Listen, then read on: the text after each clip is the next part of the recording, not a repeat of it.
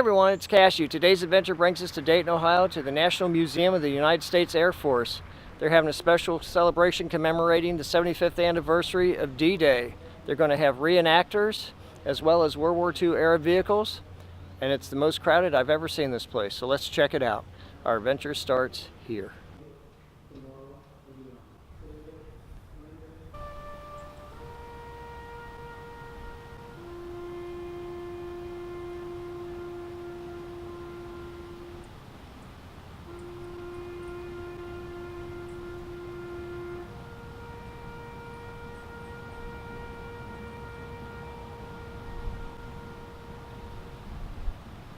They had just played taps to pay honor to those who died during Normandy. Here are some of the reenactors. This is the wreath they laid to remember those who died during D-Day. The museum has a large area they call Memorial Park. It has numerous monuments set up to remember those who served.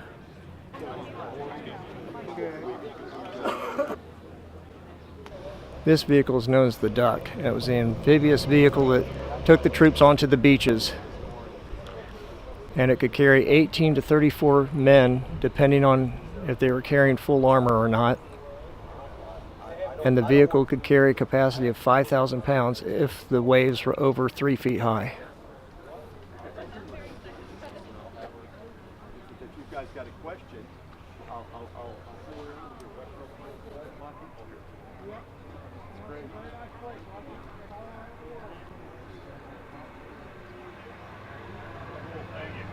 These vehicles look a lot smaller in person than they do on newsreels. Here's another vehicle they used during D-Day.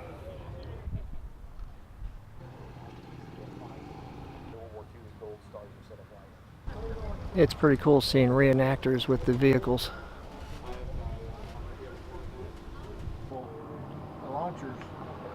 This is what the inside of the vehicle looked like.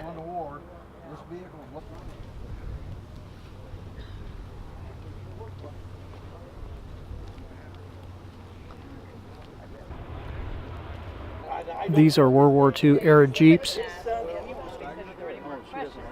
This is one of those old Willys Jeeps. Here's the engine of a 1944 Willys Jeep.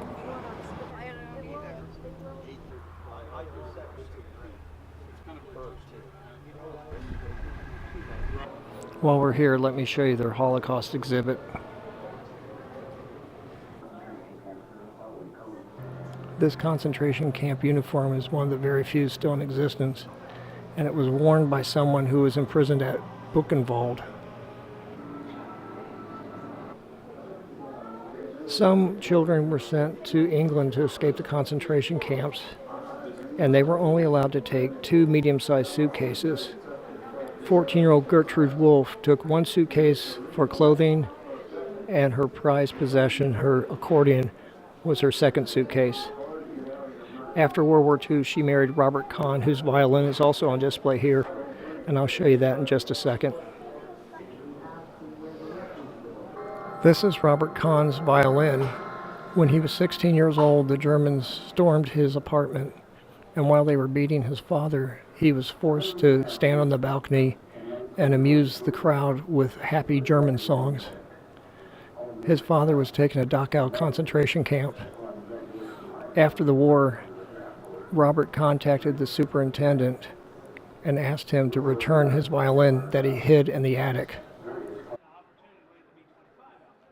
We're now entering the World War II gallery. I won't show every airplane, but I'll highlight a few of them for you. I like when they add mannequins to the displays. It takes the static airplanes and brings them more to life. The museum is selling these unique postcards.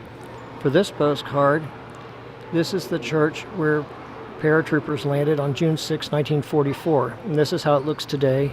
And when you pull the tab, this is how it looked that day. This is a chateau in France that was used as a field hospital.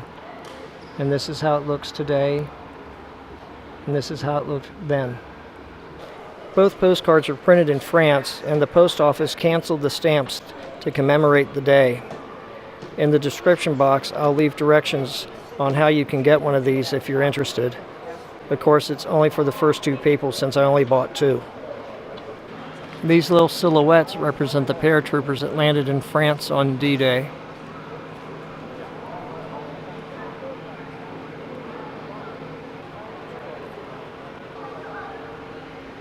When you stand on that pad, the screen becomes interactive. Look at these cool action figures I found on the information desk.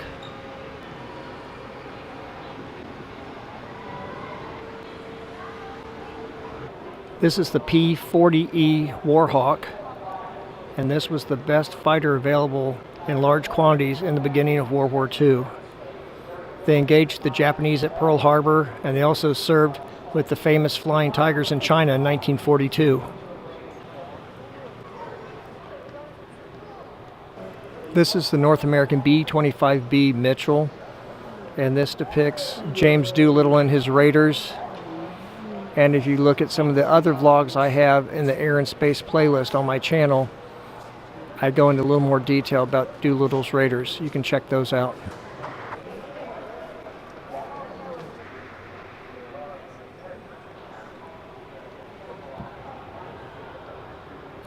This is a painting depicting a wounded U.S. pilot being taken to a Chinese hospital. This is a Douglas A-24 that was used in Southwest Pacific combat in 1942. And let's not forget the women who served as well. This is the Consolidated B-24D Liberator. The B-24 was employed in operations in every combat theater during World War II.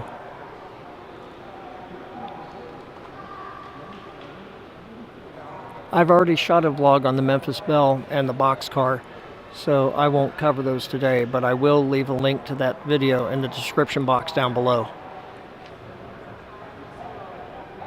This is the Supermarine Spitfire that was used by Britain's Royal Air Force.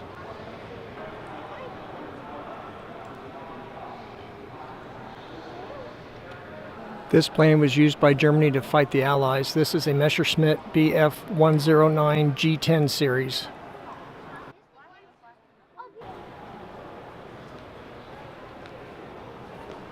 This is the Martin B-26G Marauder, and some of them were assigned to the Southwest Pacific, but a majority of them flew missions in Europe and the Mediterranean.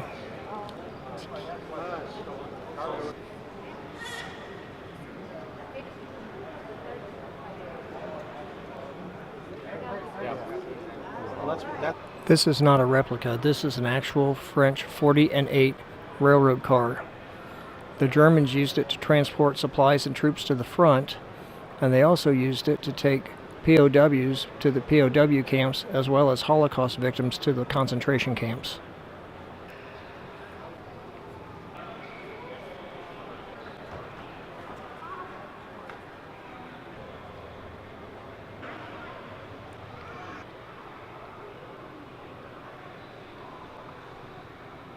The gallery includes an area devoted to POWs and shows the inner strength and ingenuity they had to survive.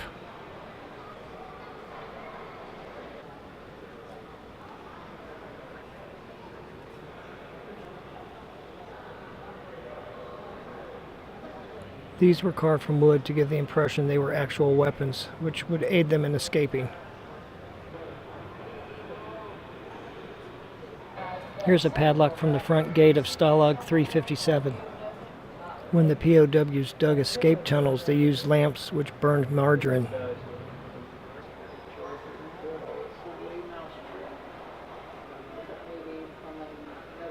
Check out these items that were carved by POWs.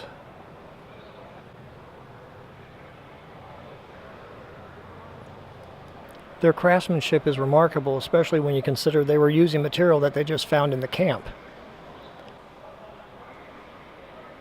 And this chain was carved from a solid piece of wood. Talk about craftsmanship, these items were crocheted by a POW.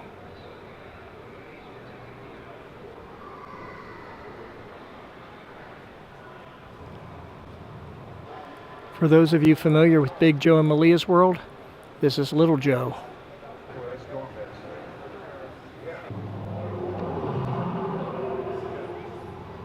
When the Japanese closed the Burma Road, this Curtiss C-46 Commando was used to transport war materials from India to China. The Japanese had isolated China by closing off important routes, so heavy equipment and fuel were not readily available for airfield construction. As a result, the Chinese would take this 5-ton stone roller and create their own runways by hand. The Americans would use these airfields, and it proved to be a critical factor in the success of the U.S. air campaign against Japanese forces. Here's a photograph of the Chinese using the stone roller to create a runway. This Consolidated OA-10 Catalina was used primarily for air-sea rescues. I used to know someone who actually flew in one of these. And to commemorate this event, they're having World War II field meals. Let's try one. It comes with my own aluminum mess kit. And here's my meal. Meatloaf and potatoes with gravy, green beans, 2 pieces of bread, and a drink. And I get to keep the field kit. As you can see, I ate the whole thing. It was a little overpriced. It was $20.26 for this whole thing. I mean, I have a little metal kit that I can take home with me and maybe take on my adventures, but I still think it was a little high.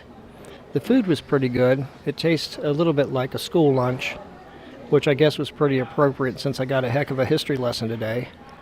But, yeah, I'm glad I did it. Just look at their atrium.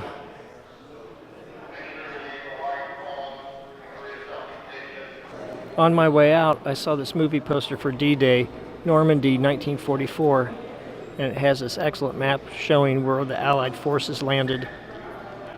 As always, the museum did an excellent job with this event. There were several veterans who fought at Normandy, but I couldn't get near them to talk to them, much less interview them. They were mobbed like rock stars, and I can understand why when you see the sacrifice they made. I hope you liked this video. If you did, give it a thumbs up, and be sure to subscribe and ring the notification bell. And if you already subscribe, encourage others to join us on our adventures, and in the process, help me reach my 1,000 subscribers. Until next time, this is Cashew signing off.